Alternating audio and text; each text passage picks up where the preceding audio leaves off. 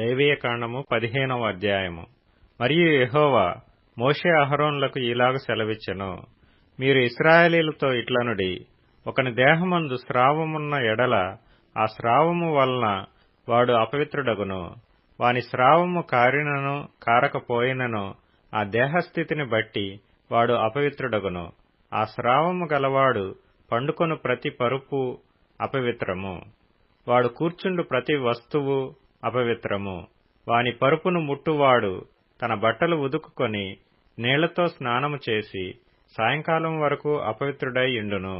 అట్టివాడు దేనిమీద కూర్చుండునో దానిమీద కూర్చుండువాడు తన బట్టలు ఉదుకుకొని నీళ్లతో స్నానము చేసి సాయంకాలం వరకు అపవిత్రుడై యుండును.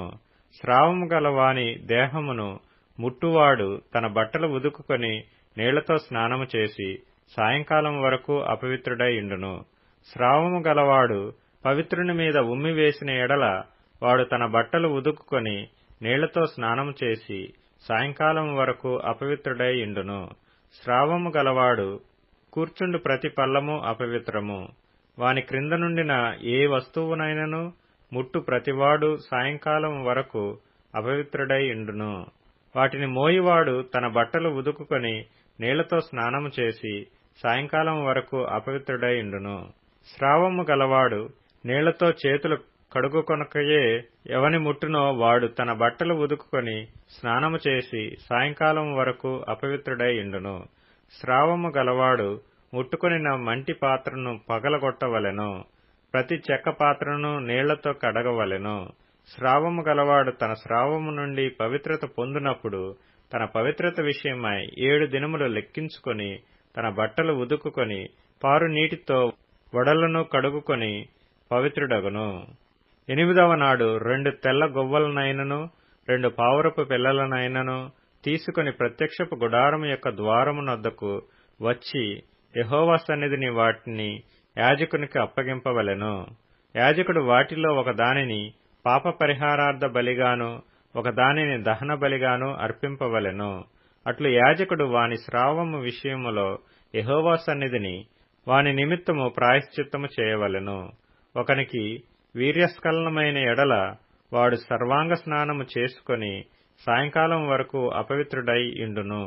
ఏ బట్ట మీదను ఏ తోలు మీదను వీర్యస్ఖలనమగునో ఆ బట్టయు ఆ తోలును నీళ్లతో ఉదకబడి సాయంకాలం వరకు అపవిత్రమై యుండును.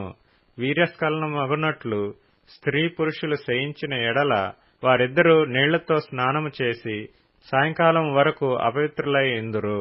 స్త్రీ దేహమందుండు స్రావము రక్తస్రావమైన ఎడల ఆమె 7 దినములు కడగా ఉండవలెను.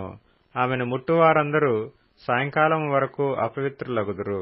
ఆమె కడగా ఉన్నప్పుడు ఆమె దేనిమీద పండుకొనునో అది అపవిత్రమగును.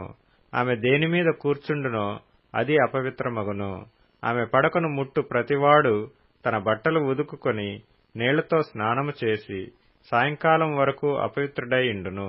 ఆమె దేనిమీద కూర్చుండునో దాని ముట్టు ప్రతివాడు తన బట్టలు ఉదుకుకొని నీళ్లతో స్నానము చేసి సాయంకాలం వరకు అపవిత్రుడై యుండును. అది ఆమె పరుపు మీదనైనను ఆమె కూర్చుండిన దాని మీదనైనను ఉండిన ఎడల దానిని ముట్టువాడు సాయంకాలం వరకు అపవిత్రుడై యుండును. ఒకడు ఆమెతో శయనించుచుండగా ఆమె రజస్సు వానికి తగిలిన ఎడల వాడు 7 దినములు అపవిత్రుడగును. వాడు పండుకొను ప్రతి మంచము అపవిత్రము. ఒక స్త్రీ కడగా ఉండు కాలమునకు ముందుగా ఆమె రక్తస్రావము ఇంకా అనేక దినములు స్రవించినను ఆమె కడగా నుండు కాలమైన తరువాత స్రవించినను ఆమె అపవిత్రత ఆమె కడగా నుండి దినములలో వలెనే ఆ స్రావ దినములన్నీయూ ఉండును. ఆమె అపవిత్రురాలు. ఆమె స్రావ దినములన్నీయూ ఆమె పండుకొను ప్రతి మంచము ఆమె కడగా నున్నప్పటి మంచము వలె ఉండవలెను.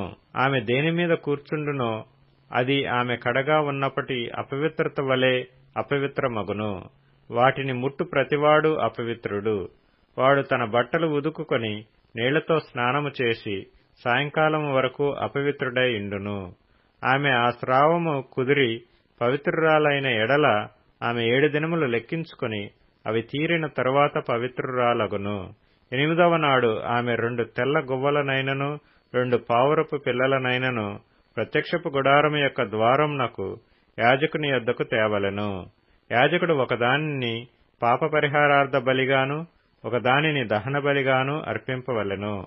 అట్లు యాజకుడు ఆమె స్రావ విషయమై యెహోవా సన్నిధిని ఆమె నిమిత్తము ప్రాయశ్చిత్తము చేయవలెను. ఇశ్రాయేలీయులు తమ మధ్య నుండి నా నివాస స్థలమును అపవిత్రపరచునప్పుడు వారు తమ అపవిత్రత వలన చావకుండునట్లు వారికి అపవిత్రత కలగకుండా మీరు వారిని కాపాడవలెను.